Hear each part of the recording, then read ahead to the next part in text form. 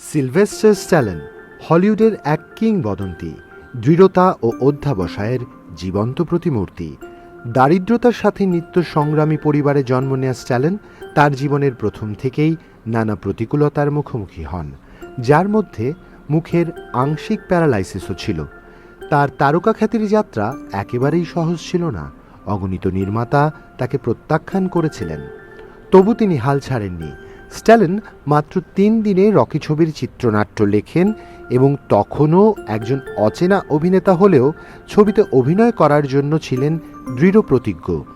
সকল প্রতিকূলতার বিরুদ্ধে রকি এক অভূতপূর্ব সাফল্য লাভ করে, একাধিক একাডেমি পুরস্কার অর্জন করে এবং স্ট্যালনের নাম ইতিহাসে অমর করে দেয়। তার জীবন কাহিনী আমাদের স্মরণ করিয়ে দেয় যে দৃঢ় সংকল্প এবং নিজের উপর বিশ্বাস থাকলে সবচেয়ে অসম্ভব স্বপ্ন বাস্তবে রূপ নিতে পারে।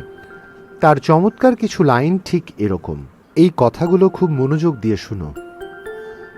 যদি তুমি মোটা হয়ে যাও, মানুষ ভাবে তুমি বেশি খাও। যদি তুমি ওজন কমাও, মানুষ ভাবে তুমি অসুস্থ। যদি তুমি পোশাক পরো ভালো, তবে মানুষ ভাবে তুমি লোক দেখাচ্ছ। যদি তুমি সাধারণ পোশাক পরো, মানুষ ভেবে নেয় তুমি দরিদ্র। যদি তুমি তোমার মনের কথা বলো, মানুষ ভাবে তুমি রূঢ়। যদি তুমি তোমার মনের কথা না বলো, মানুষ ভাবে তুমি কাপুরুষ। যদি তুমি সফল হও, মানুষ ধরে নেয় তুমি অহংকারী।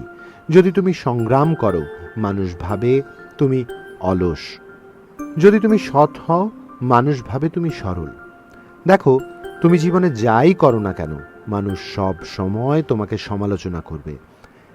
তাই যা তোমাকে খুশি করে, যা তোমাকে পূর্ণতা দেয়, সেই কাজ করো এবং তোমার নিজের জীবনের পথ নিজে তৈরি করো।